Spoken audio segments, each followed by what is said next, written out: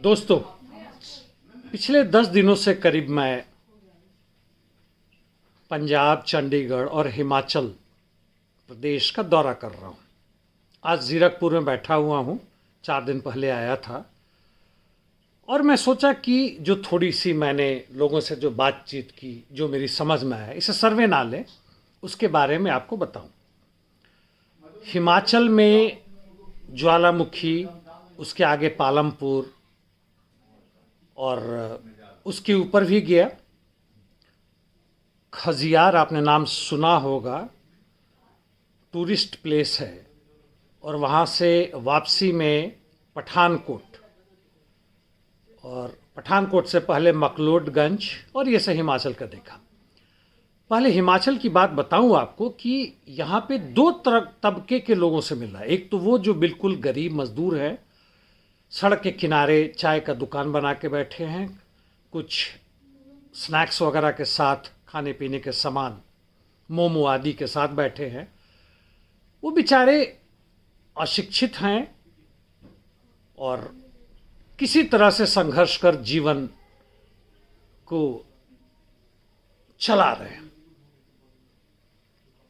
उनका सोचना ये है, 2 तरह के लोग हैं। एक तो वो है जो कहते हैं कि ये सरकार ना होती, यानी मोदी सरकार हिमाचल में ना होती, उनके नज़र में सारा भाजपा मोदी सरकार ही है, तो कोरोना वायरस से वो सारे के सारे खत्म हो गए रहते। दूसरे वो लोग हैं जो कहते हैं कि उनकी स्थिति में और भी खराबी हुई है, इसलिए वह मौका मिला तो वोट किसी और को देंगे।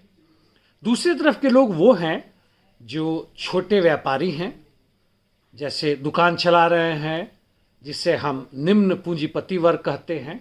10-12 उनके अधीन में मजदूर काम करते हैं। कोई खास प्रोडक्शन हो ना हो, लेकिन माल कहीं और से लाकर और कहीं और बेचते हैं और कुछ मुनाफा उसमें से करते हैं। उनका मानना है, उनमें से एक ने कहा, इंटरेस्टिंग है, सुने आप, यह लखनऊ में भी मैंने सुना, कि हम छोटे छोटे व्यापारी वर्ग जो हैं, व्यापारी हैं, देश स्वतंत्र होने के बाद से ही आरएसएस के साथ है। चाहे वो जनसंघ के रूप में हो, भाजपा के रूप में हो, वीएसपी के रूप में हो, बजरंग दल हो, उनका समर्थन करते रहते हैं। लेकिन साथ साथ दूसरी सच्चाई यह है कि जब भी ये लोग सत्ता में आते हैं, हम लूटते हैं, हम बर्बाद होते हैं, बड़े बड़े पूंजीपति और धनी होते हैं। खैर, उनका हिमाचल में यह कहना है। 1-2 बारात भी मैंने अटेंड किया वहाँ पे, जहाँ की 10, 20, 30 ऐसे लोग थे, और उन्होंने साफ साफ कहा कि उनका यह चलन रहा है कि हर 5 वर्ष में सत्ता बदलते हैं ताकि तानाशाही ना कायम हो, और इस बार तो जरूर बदलेंगे। चलिए, इसको आप सर्वे के रूप में ना ले, देखते हैं हिमाचल में क्या होता है। अब आता हूँ पंजाब में। आते वक्त मैं अम्बाला में भी रुका था, वहाँ भी कई साथियों से, मजदूरों से, पढ़े लिखे शिक्षित लोगों से मिला। और ये पंजाब और आसपास के चंडीगढ़ के इर्द गिर्द के जगहों में जो मैंने देखा, वहाँ सरप्राइजिंगली चन्नी के आने के बाद, यानी मुख्यमंत्री बनने के बाद से, कांग्रेस का जो बेस है वह मजबूत हो गया। ज़्यादा से ज़्यादा लोग समर्थन करने लगे। ऐसा क्यों हुआ कहना मुश्किल है, लेकिन है। और जो आम आदमी पार्टी का ख्वाब था कि सत्ता में आएगी, यदि मेरे 30-40 लोगों या 50 लोगों से मिलने की बात की आप देखिए, तो वह ख़त्म होता हुआ नज़र आ रहा है। भाजपा का कोई वैसे उम्मीद नहीं है। हालांकि भाजपाई लोग कहते हैं कि वह अकाली दल के साथ मिलके और कैप्टन के साथ मिलके फिर से एक ऐसा गठजोड़ बनाएंगे कि फिर हराएंगे। अंतिम बात मैं ये कहना चाहूँगा कि पंजाब और हिमाचल जो दोनों, आप सेंट्रल इंडिया से, जहाँ तक सेकुलरिज्म की बात है, ज़्यादा सशक्त, ताकतवर रहा है, सशक्त रहा है, लेकिन कहीं भी वाम का कोई निशान नहीं दिखा। सच्चाई यही है।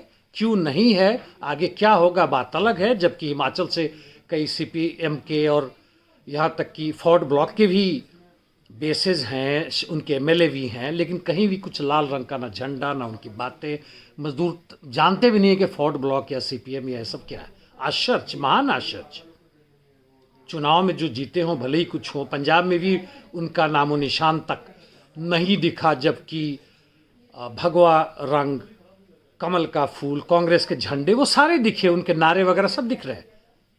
आम आदमी पार्टी का कुछ भी दिखा, जरूर दिखा, लेकिन वाम का कुछ नहीं दिखा। धन्यवाद।